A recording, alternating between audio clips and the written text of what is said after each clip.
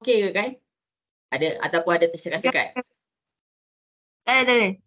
Okey. Okey, Aiden, Portia. Okey. Jadi kita teruskan kepada kelas kita untuk hari ini.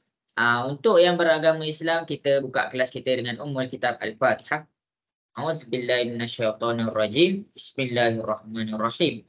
Alhamdulillahirabbil alamin arrahmanir rahim maliki yaumiddin iyyaka na'budu wa iyyaka nasta'in ihdinas siratal mustaqim siratal ladzina an'amta 'alaihim ghairil maghdubi 'alaihim waladdallin amin.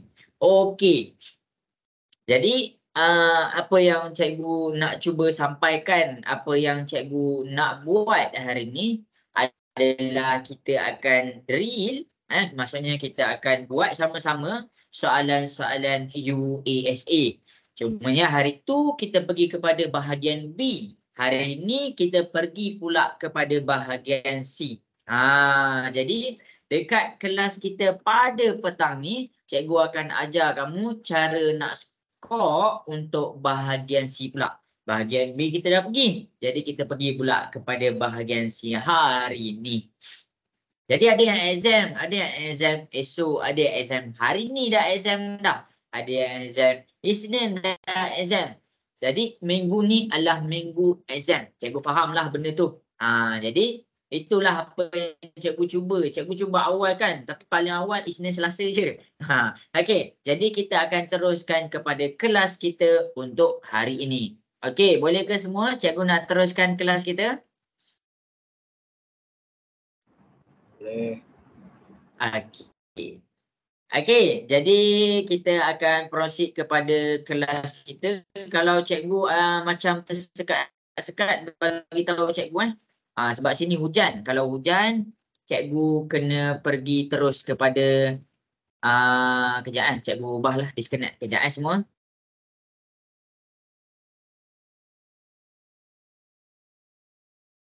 Okey, okey sikit ikut internet cikgu. Okey, jadi kita akan teruskan kepada kelas kita pada hari ini dan cikgu pun dah rekod. Okey, jadi seperti yang cikgu cakap, seperti yang cikgu janjikan, hari ini adalah kita akan selesaikan soalan-soalan drill. Okey, jadi apa yang cikgu nak cuba bagi tahu kamu, kita hari ini kita pergi kepada bahagian C. Okey, apa yang ada dalam bahagian C ni? Okey. Yang pertama kamu kena faham, bahagian C adalah bahagian yang paling banyak markah. Bahagian C saja 60 markah. 60 markah. Itu yang pertama. Yang kedua, banyak markah tak semestinya soalan tu susah. Kadang-kadang soalannya lagi senang. Cumanya 60 markah dekat sini adalah kamu kena faham, banyak markah kat sini dia menentukan kamu punya grade. Kalau kita nak tahu grade kita berapa, kalau kita nak tahu grade kita berapa, A ke, B ke, C ke, D ke, fail ke, lulus ke, kita kena tengok macam mana kita jawab bahagian C. Maksudnya daripada kamu jawab bahagian C tu, kamu boleh agak dah, aku ni lulus ke, aku ni gagal ke. Jadi daripada bahagian C penentu. Penentu kamu lulus ataupun penentu kamu A. Ikutlah apa yang target. Jadi macam mana nak tengok tu? Kamu habis je kertas nanti, habis je exam nanti, kamu boleh tengok penuh tak soalan-soalan bahagian C kamu jawab. Itu untuk bahagian C. 60 markah kat sini. Jadi kamu jangan pandang enteng. Sebab apa? Sebab 1 markah bersamaan dengan 1%. Jelas ke semua? Boleh faham? Boleh. Okey, jadi untuk bahagian C kelas kita hari ini adalah cikgu akan bagi masa, cikgu akan tunjuk soalan, kamu akan cuba buat, tapi 1 minit je, dapatkan idea, lepas tu cikgu akan tunjukkan dia punya jawapan-jawapan. Okey, jadi kita akan pergi kepada bahagian C, kita akan teruskan kepada bahagian C. 60 markah ni kamu kena faham. 60 markah dekat sini bermakna 60%. Okey. Jadi soalan dia macam yang cikgu cakap, soalan dia bukannya semua soalan yang susah. Sebab apa? Sebab dalam UASA, dalam UASA, nisbah soalan dalam UASA adalah 5 nisbah 3 nisbah 2. 5 ni senang, 3 ni sederhana,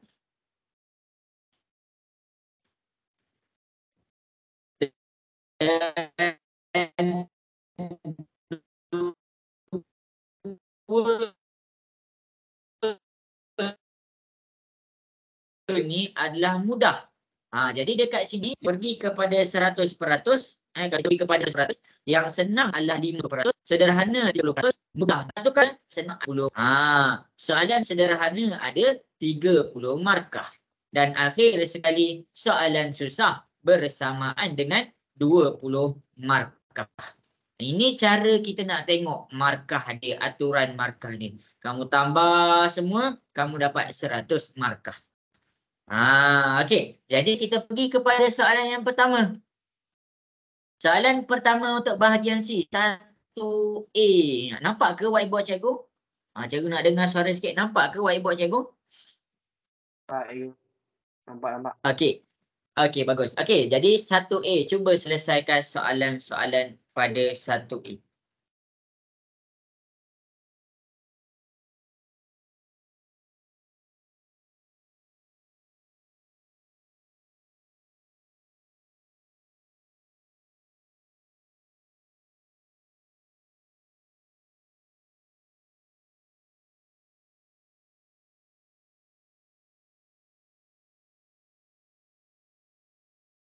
Okey, habis sudah masa yang diberikan.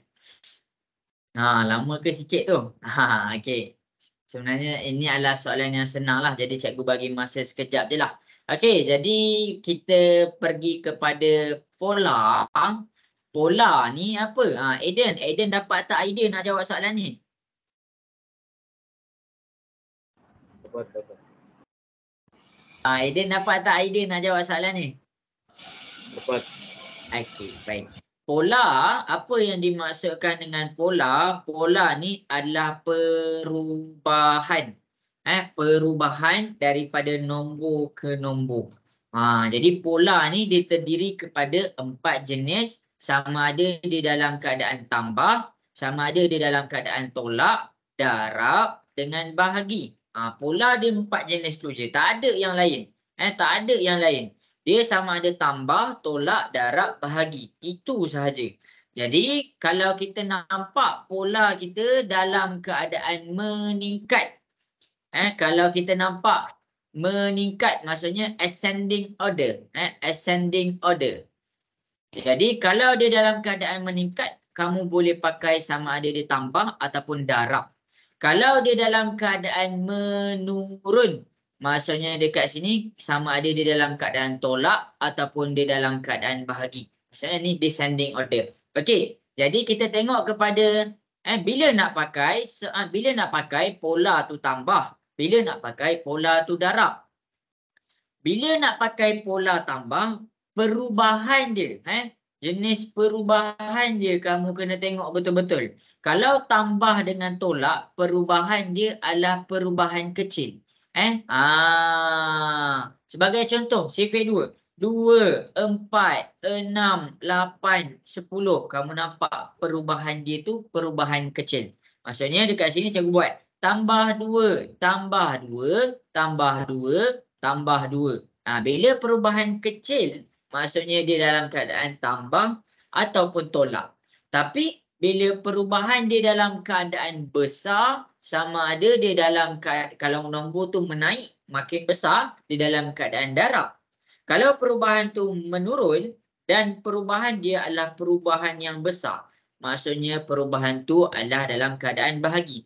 Sebagai contoh, 2 darab 2, 4 darab 2, 8 darab 2, 16 darab dengan 2, kita dapat 32.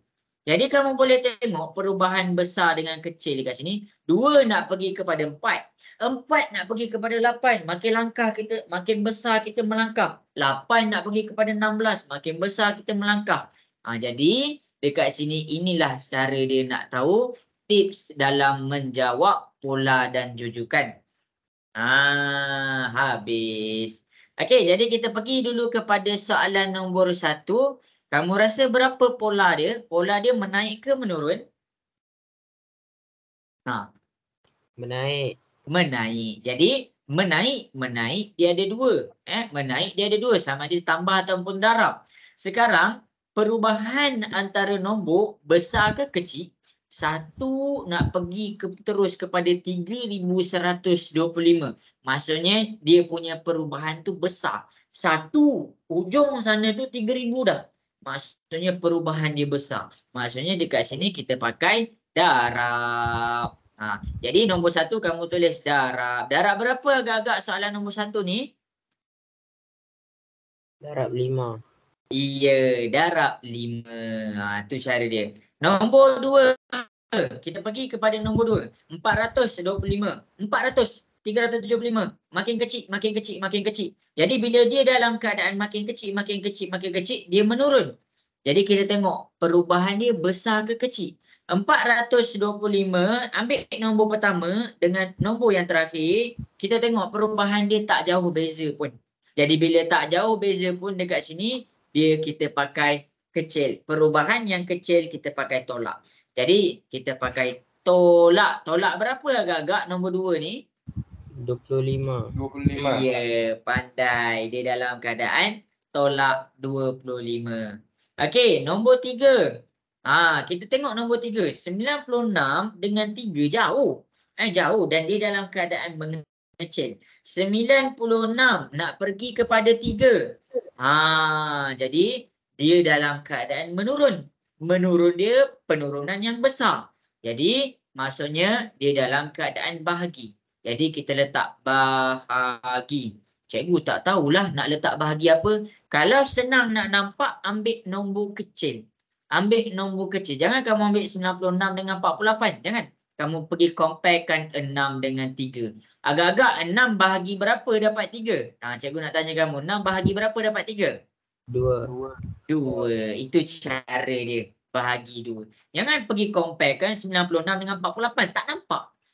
Kamu pergi comparekan nombor yang kecil. Selalunya nombor dekat hujung-hujung. Iaitu 6 dengan 3. Itu cara kita nak tengok dia darab berapa dengan bahagi berapa. Contohlah, kalau darab kan, 625 dengan 3125. Kamu tak nampak. Pergi ni yang depan. Pergi kepada nombor kecil. 1 nak pergi kepada 5. Kat situ kamu dah nampak. 1 darab berapa dapat 5. 1 darab 5 dapat 5.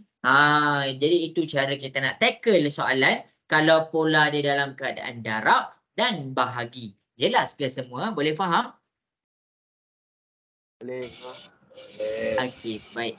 Okey, jadi soalan ni jangan hilang markah. Sebab apa? Sebab dia 3 markah. 3% dah dekat situ. Okey, jadi kita pergi pula kepada soalan B. Kita pergi pula kepada soalan B. Cikgu pun lupalah dah pernah buat ke, belum pernah buat ke. Tapi tak apalah, kita buat sahaja. Okey, kita pergi kepada soalan B. Dekat sini cikgu ajar. Okey, cikgu bagi kamu masa untuk fikirkan mana satu jawapan dia. Cikgu bagi masa.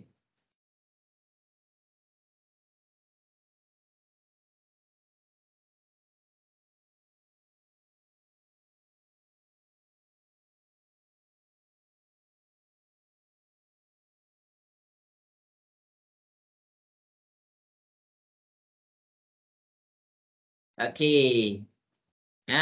Okey, jadi Afif, dapat tak idea cara nak selesaikan soalan ni? Baik, Cikgu. Dapat. Okey, jadi cikgu akan pergi kepada cara menyelesaikan. Cara nak selesaikan soalan macam ni, bila dia suruh cari titik yang sama mana satu dan bila dia suruh cari garisan yang sama mana satu. Okey, senang saja. Step yang pertama, kamu tentukan dia punya semua